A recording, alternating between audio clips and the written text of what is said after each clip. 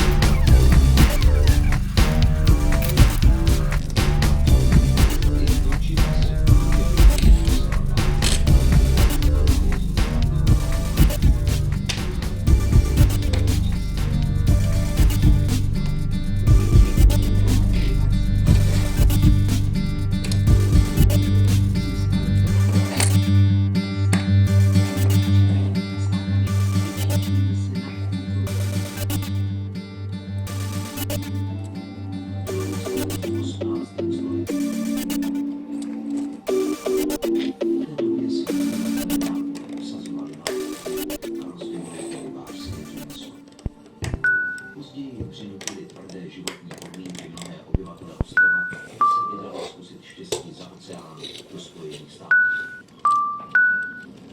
Dnes ale Ponza znovu ožívá a stává se jednou z nejvyhledávanějších destinací bohatých italských rodin toužících po ztracené dávě.